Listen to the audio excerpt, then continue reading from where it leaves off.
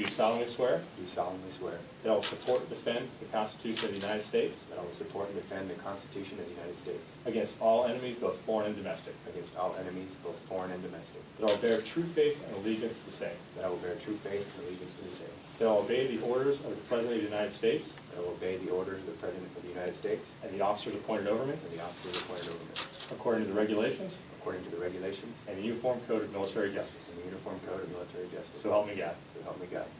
Well done.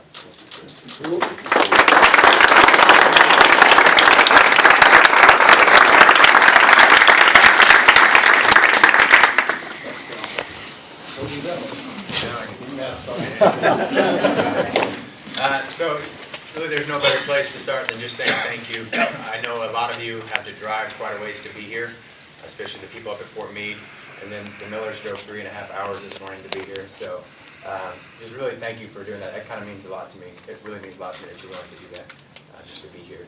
So thank you, Sergeant Raymond, for doing the emceeing, and then Master Sergeant Stegall back there, and then I saw Chief Johnson back there. The whole entire office of the Chief Master Sergeant of the Air Force, they really came together to put this on today, and it's really cool to know you have teammates that are just like, just go sit down, we'll take care of it. It's not like you don't have any better things to do, but they're willing to do that for me. So thank you so much for putting this on.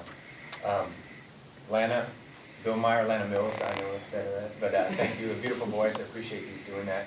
And Shane, of course, thank you, Chief Cody, for saying that about him, because it's so true. I've always looked up to him, still do. So thank you for doing that for me when I came to ask.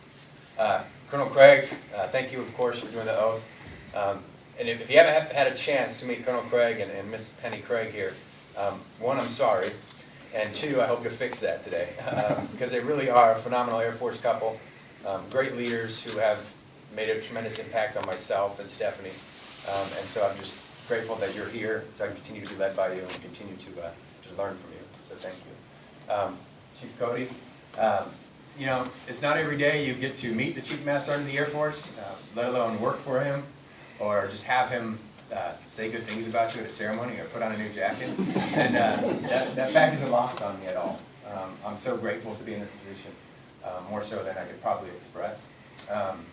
And I could say, talk about how great of a leader you are. I could talk about how much you care about our Air Force, you care about me and Stephanie, everybody's family. I could say all that. But I think they already know. What they don't know, or maybe they do, is that you really took a chance to bring me to your team.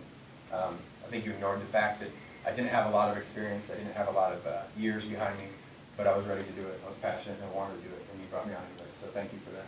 Everything means a lot to me. So thank you for everything. Stephanie, my beautiful wife,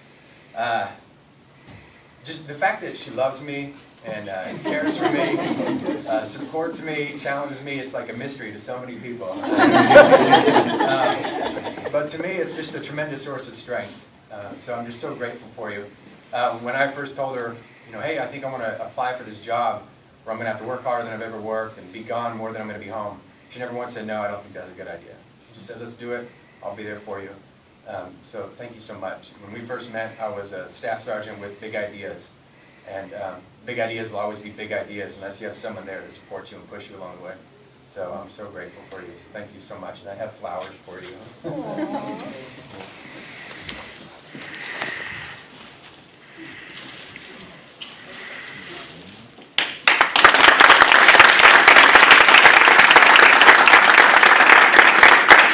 So one more thing, if I'm being honest, I would have to say that every time I get promoted or every time I get a new job, there's this voice that's maybe a little bit of doubt.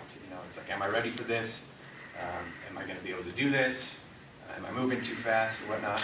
And then I just, I look around the room and I see some of the faces, and I just grow more confident because I know that, I see Eric Brazones right there, who was, my very first leader when 9/11. He was the one there saying, hey, you can do it, get on the desk. And he's the one that showed me what it means to be an airman. So it's just a really big honor that you're here. I see Matt Lamba, who was Technical Sergeant Matt Lamba, took me on my very first TUI to the desert, showed me what it meant to be a broadcaster. So that's awesome. I see Nicholas Kurtz, a guy who has, he's got the talent that I always wanted to have. He's tried to get, never could, but he drove me harder. And I see Pete Icing and Piper Felici, people, I was called to lead, but truly led me. And so I see all of you, and that voice just goes away because I know that it's not just Lee Hoover that's standing up here, but it's a little bit of every one of you. And so I just really appreciate everything you've done to make me who I am today. And thank you for coming. And thank you most of all for agreeing to eat a piece of cake, because we have plenty of it back here.